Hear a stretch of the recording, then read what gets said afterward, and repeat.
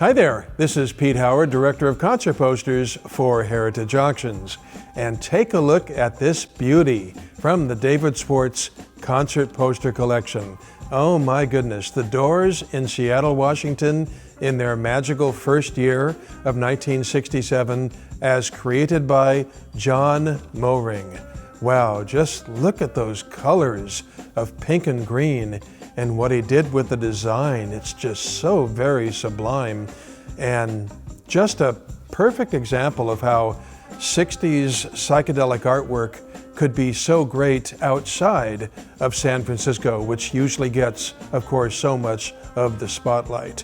Just legendary Seattle artist John Moehring for the Doors, Crome, Syrcus, and Magic Fern playing at a legendary hall, Eagles Auditorium, on Friday night, November 10th, 1967. Boy. And since it is 67, that means any month you pick is pretty special. Well, the Doors were between two hit records, People Are Strange and Love Me Two Times. But on the album front, it's even more amazing. Check this out. The Doors' debut album with Light My Fire was the #3 album in the country in Billboard magazine, and its follow-up, People Are Strange, was #4. So the Doors here on this concert poster had two of the top 5 albums in the United States at this moment. That is just amazing. So I'm glad it's such a special poster to match that chart success at the time. Just look at that, this beautiful gypsy woman with long flowing hair, and she's holding a crystal ball, as you can see, with obviously the images of Jim Morrison, Ray Manzarek, Robbie Krieger, and John Densmore inside. Perfect way to put across the Doors images in such a subtle, lovely way. Really, really tasteful and cool. And then, you know, there's the darn rarity factor. I mean, Heritage has never had this poster before. It's just, you know, it just simply, you don't see it come up anywhere. You know, set sale or auctions or anything else, it just doesn't.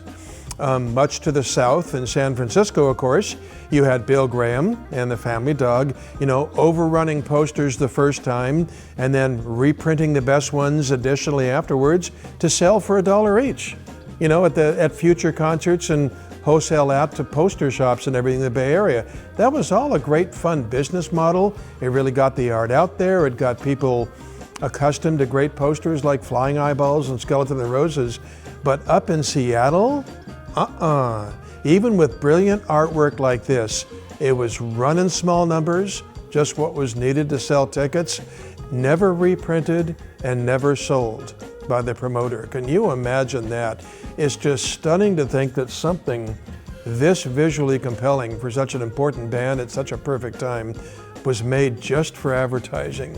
And the old cliche of torn down and thrown away the day after the show still held true, although more of these were saved, presumably, than some just cardboard telephone pole poster. But they just weren't saved in quantities by any means because, as I said, this is the first ever Heritage offering. Just a remarkable, cool, special poster. Can't say enough about it.